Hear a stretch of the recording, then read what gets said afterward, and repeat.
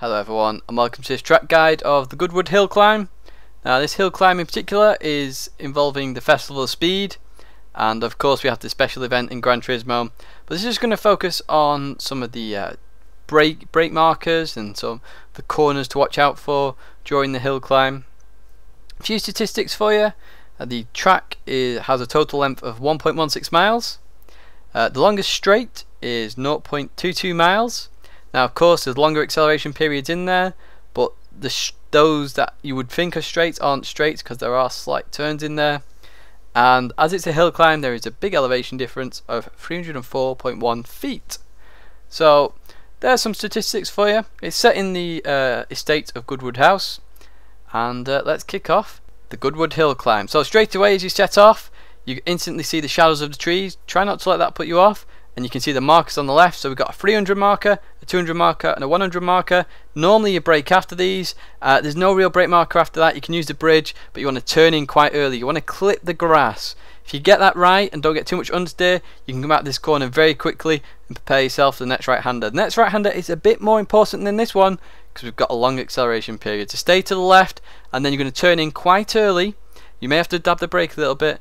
Clip the grass again because it might pull you in a little bit, and then try and widen the corner out as much as you can to then get the best exit possible for this long acceleration period.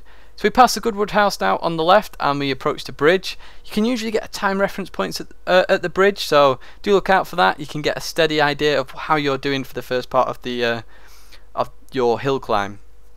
As we approach Molecombe, you'll notice these markers, 300, 200, 100. I prefer to use the speakers on the right, so we've got one there, got another one there, and then a final one there. Depending on your car, it depends which one you use.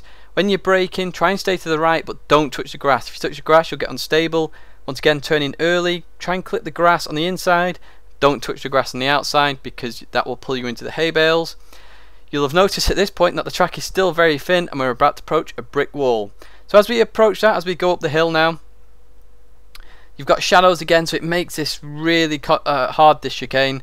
What I tend to do is turn in a little bit late for the first part and really late for the second part, and that's so I avoid any hay bales and walls. So you notice there straight away I'm not as tight as I need to be. Once again on the left I stay well away from the wall. If you hit that wall, your climb's gone. When you're on the exit, you'll find that the car might oversteer a little bit, just be careful of that. This right hander, what you want to do is just turn in, but turn in slightly late. Stay more in the middle of the road, because if you go too tight you're going to hit the hay bales, come off and hit the hay bales on the left hand side. You're then on a long acceleration period. It could be flat now until the finish depending on the car, but there's a left hander that we approach here, and do be careful of this. It's like the previous corner, try and stay in the middle of the road a little bit. If you turn in too tight, as you can see the hay bales are on the road, you'll hit them and then hit the other side. Stay in the middle, come round and then accelerate to the finish line. And that's a guide of the Goodwood hill climb.